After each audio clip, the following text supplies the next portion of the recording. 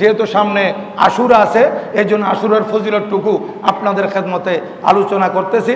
যেহেতু আশুরার দিন, এটা প্রথম থেকেই এত বরকতমণ্ডিত দিন।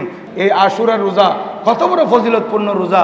আর আল্লাহর প্রিয় মাহবুব সাল্লাল্লাহু আলাইহি ওয়াসাল্লাম ইরশাদ করতেছেন, আশুরার রোজা এটা আমি আল্লাহর উপর এটাই বিশ্বাস, আল্লাহ পাক সুবহানাহু ওয়া তাআলা আশুরার রোজা রাখার কারণে বিগত জীবনের 1 বছরের গুনাহ মাফ করে দিবে। দেখেন আশুরার রোজার ফজিলত। আরেকটি হাদিসে পাকের মধ্যে আসতেছে, আল্লাহর প্রিয় মাহবুব সাল্লাল্লাহু আলাইহি ওয়াসাল্লামকে সাহাবায়ে কেরাম আরজ করলেন, হুজুর এই যে আমরা আশুরার রোজা পালন করতেছি, এই দিনটাকে তো ইহুদিরা বেশি ইজ্জত করে, নসারারা বেশি ইজ্জত করে। আল্লাহর নবীজি ইরশাদ করেন, যেহেতু অপর হাদিসে পাকে আছে, খালেফুল ইহুদা ওয়ান নসারা, ইহুদি নসারার বিরোধিতা তোমরা করবে, ইহুদি নসারা যা করে তোমরা তা করবে না। এখন এই একদিন রোজা ইহুদিরা পালন করতেছে, নবীজি বলেন আমি যদি আগামী বছর আশুরা আসর আগে হায়াতে বেঁচে থাকি, তাহলে দেখবে আমি 9 তারিখ রোজা রাখবো। আমি 9 তারিখ রোজা রাখবো, অর্থাৎ কি মানে আশুরার রোজা রাখবো, এর আগে একদিন রোজা রাখবো, যাতে ইহুদিদের সাথে আমাদের রোজা পালন এটা মিলে না যায়। এই কারণে ফুকাহায়ে কেরাম বলেছেন যে আশুরার দিন একটা রোজা আমরা পালন করব, এর আগে আরেকটা রোজা সাথে সাথে রাখবো, অথবা আগের দিন না রাখতে পারলে 10 তারিখ রোজা রাখবো, তারপর 11 তারিখ রোজা রাখবো। 10 এবং 11 অথবা 9-10, 9-10 যদি রাখতে না পারি 9 তারিখ, কোনো কারণে 10-11, এইভাবে আমরা আশুরার রোজা 2টা পালন করব। আশুরার দিন 4 রাকাত নামাজ আপনারা পড়বেন।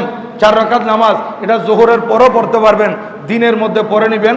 এই 4 রাকাত নামাজ সূরা ফাতিহার সাথে 11 বার করে কুল হুয়াল্লাহ শরীফ, এটা সহজ।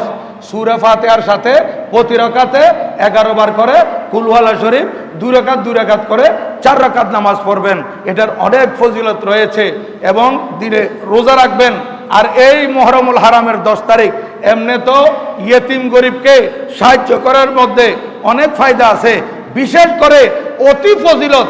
সারা বছর তো এতিমকে সাহায্য করে যাবেন, কিন্তু যেদিন মুহররমুল হারামের 10 তারিখ কারো ঘরে এতিম থাকলে, কি পরিচিত হোক অপরিচিত হোক, কিংবা এতিমখানা হোক, আপনার ঘরের মধ্যে আপনার ভাই মারা গেছে, আপনার ভাতিজা ছোট ছোট এরা এতিম না, এদের মাথায় আপনি হাত বুলিয়ে দিলেন। আমরা তো সবসময় আদর যত্ন করতেছেন, এতিমদেরকে সবসময় মহব্বত করবেন, এতিমদের প্রতি লক্ষ্য রাখবেন। আপনি নিজের সন্তানকে যেভাবে ভালোবাসেন, আপনার ভাতিজা এতিম এদেরকে সেইভাবে সমানভাবে ভালোবাসবেন, মহব্বত করবেন। আপনার ছেলের জন্য লেখাপড়ার যেভাবে খরচ দিচ্ছেন, আপনি ওদের জন্য সেইভাবে লেখাপড়ার খরচ দেন, দেখবেন আপনার সম্মান কিয়ামতের ময়দানে কত বেশি হবে। এতিমদেরকে সবসময় সাহায্য করবেন, বিশেষ করে মুহররমুল হারামের 10 তারিখ আপনি এতিম দেখলে এতিমের মাথায় হাত বুলিয়ে দিবেন, অনেক ফজিলত পাবেন। এবং মুহররমুল হারামের 10 তারিখ নিজের পরিবারের জন্য ভালো খানার ব্যবস্থা করবেন। এটা সারা বছর আল্লাহ পাক আপনার রিজিকের মধ্যে ফরাগতি দান করবে।